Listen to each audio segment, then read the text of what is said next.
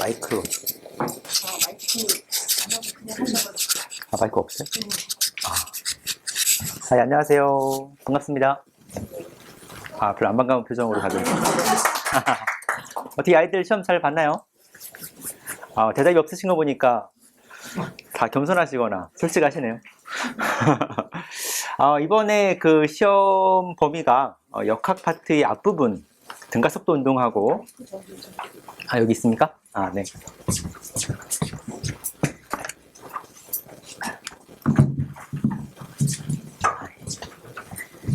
좀 더 좋네요.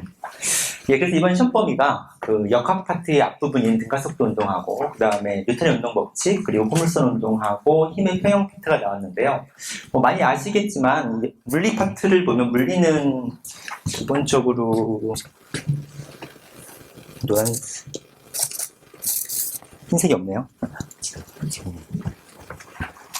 역학이 이렇게 기초가 되고요. 그 위에 전자기가 있고, 그 위에 파동이 있고, 그 위에 현대물리가 있는 구조입니다. 그래서 당연하게도 역학 파트가 튼튼하지 않으면 물리를 나중에 잘할 수 없겠죠. 그래서 학생들이 반드시 역학을 잘해야 나중에 이제 2학기가 되고 2학년 되고 3학년 됐을 때 물리를 잘할 수 있다라고 말씀드릴 수 있겠습니다. 역학을 잘 못하는데 나중에 물리를 잘하는 걸 기대하는 거는 언감생심이라고 생각할 수 있을 것 같은데요. 이번 시험 같은 경우 좀 특징은 문항수가 12문항이었습니다. 작년 같은 경우 14문항이어서 문항수가 2개 줄었죠. 아이들 입장에서는 어떻게 보면 개이득이라고 얘기할 수 있는데, 그리고 또한 난이도 또한 작년에 비해서 좀 쉬운 편이었어요. 그래서 제가 봤을 때는 적어도 고난이도의 문제는 좀 없었다라고 좀 말씀드릴 수 있을 것 같은데요. 담당하는 우리 선생님 같은 경우 크게 두 분이 계신데, 박종찬 선생님하고 최린 선생님이 계신데, 박종찬 선생님은 오랫동안 계셨고요. 그리고 최린 선생님은 이번에 처음 오셔가지고 맡은 파트가 많지 않아요. 그래서 최린 선생님 같은 경우는 벡터하고 힘의 문제만 조금 내셨고, 나머지 대부분은 다 박종찬 선생님이 내셨는데, 두 선생님의 문제의 난이도 차이는 별로 없습니다. 거의 비슷하게 난이도가 나왔고요. 네, 다음 넘어가면요. 뭘로 누르죠? 이건가요?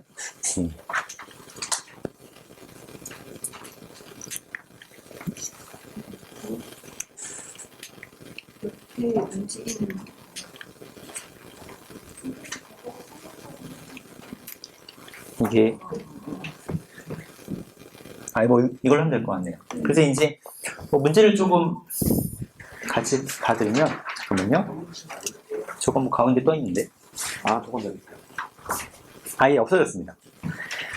예, 그래서 이제 문제의 몇 가지를 좀 살펴보면, 좀 특이했던 문제 중에 하나는 그 엑셀 활용법 문제가 출제가 됐습니다. 보통 이 문제 같은 경우는 실험 문제에서 많이 나오는데, 물리투에서 나온 적은 처음이거든요. 그렇지만 내용 자체가 크게 어려운 건 아니어서 아마도 보고서를 스스로 잘 썼던 친구라고 한다면 크게 무리가 되지 않게 풀지 않았을까라고 생각이 되고요. 그리고 이제 그 다음 제가 본 문제 중에서 좀 아이들이 비교적 어려웠을 법한 문제를 이렇게 뽑아봤는데, 대표적으로 근데 이 문제 같은 경우는 문제가 사실 상당히 좀 어려운 편이에요. 그래서 아이들이 만약 처음에 이 문제를 봤다고 한다면 굉장히 어려웠겠지만, 다행스럽게도 학교 프린트에 나왔던 문제고 그 문제를 좀 응용했습니다. 그래서 원래 없었던 용수철하고 경첩을 섞어서 이제 문제를 냈는데, 아마도 물리를 좀 잘 못했던 친구들 같은 경우는 이 문제를 풀면서 조금 되게 어려웠을 것 같고요. 이 문제에 대해서 이해를 잘했던 친구들은 좀 비교적 수월하게 풀지 않았을까라고 생각을 하고 있습니다. 그리고 이제 이 문제 같은 경우는 전형적인 물리 문제고 수능보다는 일반 역학에 좀 가까운 문제인데, 저 같은 경우 이 문제를 제 학생들하고 한 5번 푼 것 같아요. 이 비슷한 문제를. 그래서 아마도 제 수업을 들었던 친구들은 다 맞아야 된다는 좀 믿음이 있는데, 또 항상 학생들은 제 믿음을 벗어나기 때문에 어떻게 되는지 알 수 없죠. 나중에 만나면 한번 물어봐야 될 것 같습니다.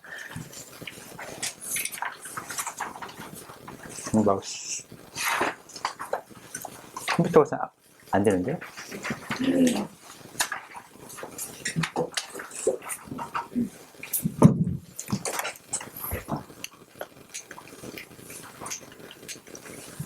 컴퓨터가 갑자기 이게 안 넘어가는데요?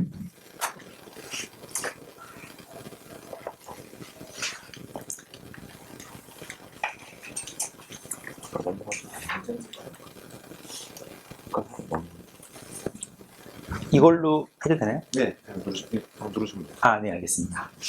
그리고 다음 문제 같은 경우는 포물선 문제였는데, 사실 이 문제 같은 경우 작년 수능 기출 문제였거든요. 그래서 수능 문제 중에서 역대급으로 어려웠던 문제였고, 사실 학생들이 이 문제를 처음 프린트 받았을 때 거의 못 풀 정도로 힘든 문제였습니다. 그래서 아이들이 되게 공부하면서 이렇게 문제가 어렵다라고 생각했던 그런 문제인데, 다행히도 선생님이 문제를 조금 쉽게 변형을 했어요. 그래서 원래 문제의 난이도의 한 60% 정도 난이도로 바꿨기 때문에 아마도 그 문제를 열심히 풀었던 친구라고 한다면 수월하게 좀 해결할 수 있는, 대신 이제 문제를 푸는데 시간은 아마 좀 오래 걸렸을 것 같습니다. 이 문제 같은 경우는요.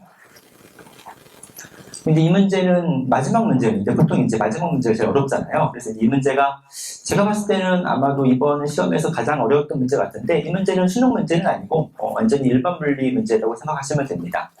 그래서 운직도로래하고 용수철을 연결해서 계산하는 문제인데, 보시면 아시겠지만 보통 이제 세종과고 1학년 문제가 수능 문제 중심으로 나오긴 하지만 이런 식으로 일반 물리 문제도 나오긴 하거든요. 그래서 학생들이 공부를 할 때 수능 문제뿐만 아니라 좀 플러스 알파로 공부를 하는 게 필요하다고 좀 말씀을 드리고 싶습니다.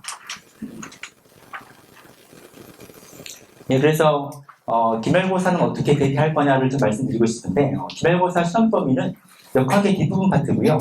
범위로는 일과 에너지하고 탄성력, 만유인력이 시험 범위입니다. 그래서 작년과 비교했을 때 작년 같은 경우는 힘의 표현 파트를 기말고사에 봤거든요. 그래서 올해 같은 경우 그 내용을 중간고사에 이미 봤기 때문에 아마도 역학 파트에서 저 내용에 추가적으로 해서 연력학이 들어갈 수도 있지 않을까라고 조심스럽게 이제 추측을 해봅니다.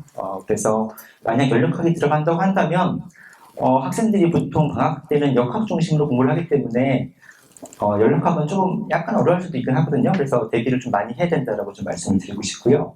그리고 작년 기출을 기준으로 말씀을 드리면 시험 문제는 14문제였고, 그리고 시험 시간은 중간고사가 50분이었는데 10분 추가가 돼서 60분을 시험을 봤습니다. 그리고 수능형 문제가 다수 출제가 됐고요. 근데 이제 문제는 사실 이 일과 에너지 파트가 뭐 개념상으로 굉장히 어려운 파트는 아니거든요. 개념은 쉬운데 문제가 굉장히 까다로울 수가 있습니다.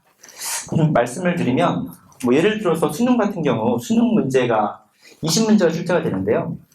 이 중에서 역학 문제가 한 5문제가 나옵니다. 그래서 보통 학생들이 어떻게 보냐면 역학 문제가 어렵기 때문에 좀 더 쉬운 전자기나 파동, 현대물리 파트를 먼저 풀고 시간을 모아서 옮겨 모으는 것처럼 모아가지고 역학을 풀거든요. 그래서 그 중에서 가장 어려운 19번이나 20번 문제가 보통 대부분 다 일과 에너지 문제예요. 그래서 문제를 어떻게 보면 역학에 나온 내용들을 종합해서 내는 거기 때문에 문제를 굉장히 좀 광범위하게 어렵게 낼 수 있어서 학생들이 대비를 많이 해야 저 문제를 좀 잘 준비할 수 있다고 말씀을 드리고 싶습니다. 그래서 기말고사를 대비하기 위해서 당연하게도 물리는 항상 그렇지만 개념을 확실하게 좀 정리하는 게 되게 중요하겠고요. 그리고 최대한 문제를 많이 푸는 게 굉장히 도움이 됩니다. 저거는 이제 다양한 문제를 경험하는 것도 있고, 또 문제를 많이 풀수록 문제를 푸는 속도가 빨라지거든요. 학생들이 사실 시간이 부족해가지고 문제를 못 푸는 경우가 많기 때문에 문제를 좀 최대한 많이 푸는 걸 권장하고요. 그리고 기출문제를 좀 풀어서 꼼꼼하게 풀어서 유형에 대해서 좀 익숙해지는 게 필요하고, 또 학기 문제가 프린트 문제를 변형해서 문제를 내기 때문에 프린트 문제를 반드시 숙지를 해야 되고, 또 프린트 문제를 변형했을 때 또 그걸 풀 수 있도록 마찬가지 준비를 좀 하지 않으면 안 된다고 말씀을 드리고 싶습니다. 그래서 기말고사 강의 계획안은 저는 이제 수업이 토요일 저녁에 깔려 있고요. 뭐 특징을 본다고 한다면 수업 끝나고 12시까지 반드시 클리닉을 같이 하고 있습니다. 그리고 매회 그 기출문제나 다른 문제 등을 변형을 해가지고 아이들한테 시험 문항 맞춰서 모의 테스트를 보고 있고 피드백을 하고 있고요. 그 다음에 카톡 등을 통해서 개별적으로 지도를 합니다. 그래서 아이들이 학교에서 공부할 때 혹시 모르는 문제 있으면 제가 보내면 열심히 풀어가지고 사진 찍어서 딱 보내면 아이들이 되게 좀 좋아하고 그런 게 있기 때문에 그리고 수업 진도는 일과 에너지랑 만유인력을 할 텐데 아마 진도에 따라서 좀 바뀔 수 있지 않을까라고 좀 말씀을 드리고 싶습니다. 아이가 시험을 잘 보면 좋은데 좀 못 보는 친구들도 있죠. 그런 친구들 왜 못 볼까요? 왜 못 보냐면 열심히 안 해서 못 보는 겁니다. 왜 열심히 안 할까요? 왜 열심히 안 하냐면 아빠 닮아서 아빠 닮아서 열심히 안 한 겁니다. 그래서 여러분 기말고사 때는 엄마 닮아서 열심히 할 수 있도록 다 파이팅하기를 기대하겠습니다. 감사합니다.